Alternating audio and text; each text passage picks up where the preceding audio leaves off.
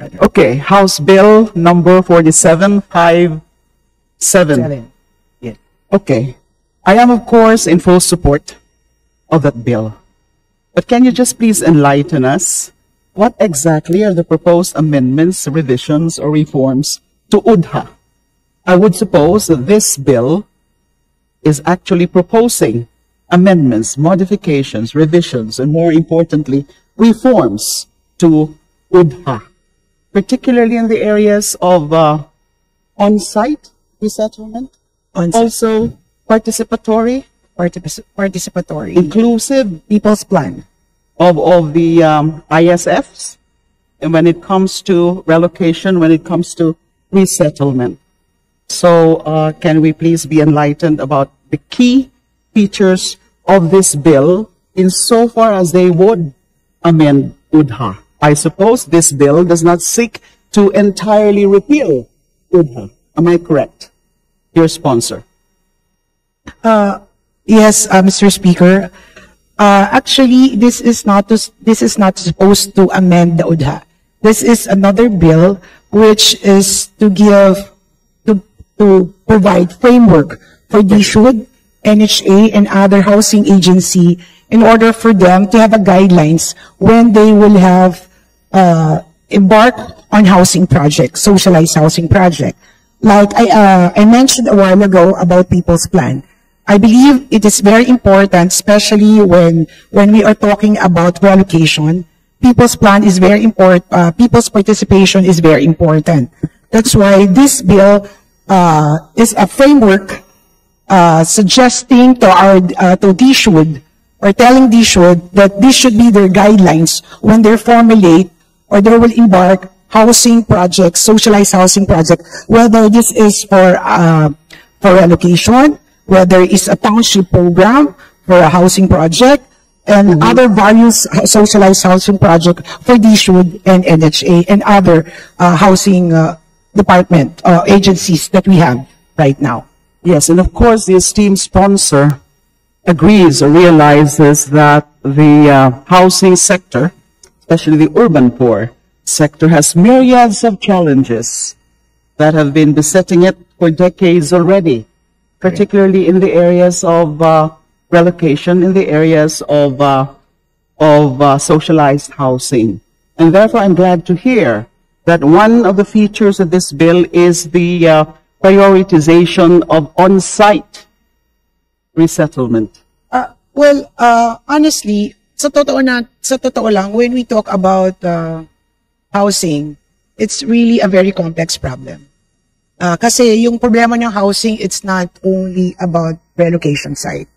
There's also a problem whether it's on-site, whether it's a CMP project, whether it's other forms of socialized housing project that DSUD or NHA or National Home Mortgage Finance Corporation are embarking into. Well, this bill, House Bill 4757, is a framework. It's a framework that's suggesting to address the programs of DSUD that they should have this, they should have these guidelines, actually. Like, first, I mentioned about spatial justice, na sinisiguro ng urban development ay mananatiling makatarungan. Titayakin ang pabahay ay pinagkakaloob sa talagang kwalipikado na nasa laylayan at dapat ito ay abot kaya ng ating mga kapatid na sa laylayan na nangangarap na magkaroon ng katiyakan sa paninirahan. Binanggit din dito sa House Bill na ito, since it's a framework, na sinasabi sa ating DSUD dapat lagi rin titignan yung urban renewal and slum upgrading, which provides living condition, better living condition, formal housing solution for resident or marginalized communities. Pagbibigay pansin natin sa ating komunidad na magbigay ng pamumuhay. Hindi yung ililipat mo, tapos wala namang ikabubuhay. Yung mga tao, doon na ililipat nila. Marami tayo ngayong problema pagdating sa housing na dinirelocate, pagdating doon, walang tubig, walang health center, walang paaralan, walang ikabubuhay. Kaya ang batas na ito, the House Bill 4757, actually give a framework, a guidelines for DSUD that they should comply with this. Well, in fact, this framework is a pattern under United Nations Sustainable Development Agenda, which is the SGD 11. Yes, masasabi po ba natin, esteemed sponsor, na yung PH program ay isang failure? Again, Marami po, failure, the PH. failure. Yes, marami pong nagsasabi na mga urban poor communities, urban poor sectors na hindi sila natutuwa dyan sa programa na yan. Kasi yung mga high-rise na yan, hindi po ata angkop para sa kanila. So they've been really asking or pushing for on-site resettlement. And dapat talaga yung mga, yung mga talagang mga residential, kahit maliliit lang, pero dapat hindi yung mga high-rise na yan. Hindi pa nga masasabi ng mga low cost.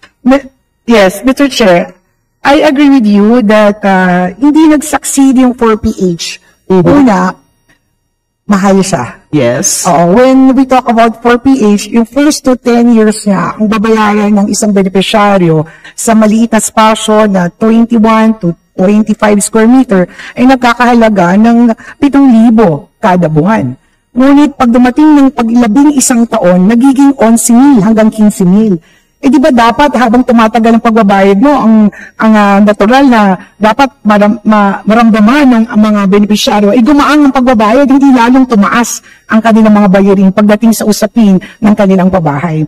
Kaya naniniwala ko, isa yun sa mga naging rason kung bakit hindi naging matagumpay ang 4PH. Ngayon, itong ating bill na hinahain, ngayon naman, ito ay nagbibigay ng katarungan. Katarungan at ng mga item na dapat masunod ng ating DSUD para masigurado natin na ang lahat ng mga pabahay nila ay talagang naangkop sa pangailangan ng ating mga mamayan. At sinisigurado rin dito na ang dapat na bibigyan ay yung talagang kwalipikado at hindi yung nananamantala lamang. So it's all about social justice. Yes. Now you mentioned about this bill providing framework.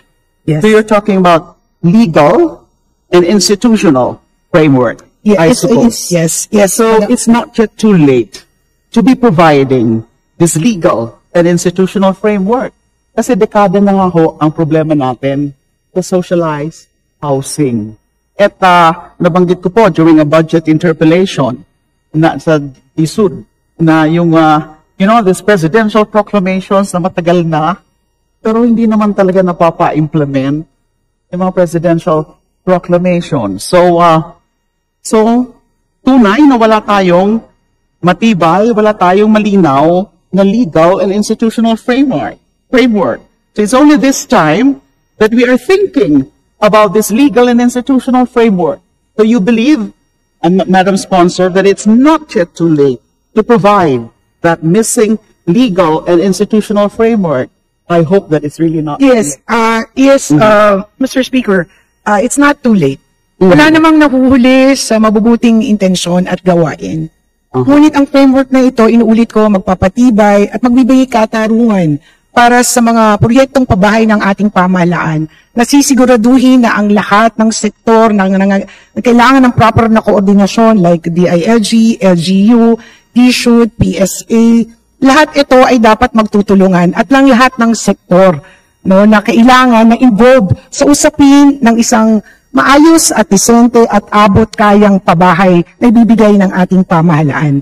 Kaya niniwala ako na napapanahon ang House Bill na ito upang mabigay ng isang legal and institutional framework na magbibigay gabay para sa ating DSUD at sa ating ibang ahensya ng pamahalaan na dapat na nakapagbibigay ng pabahay para sa ating mga mamamayan. Salamat po. Salamat, Mr. Speaker. Salamat po, esteemed sponsor. Again, I am in full support of this bill. Thank you.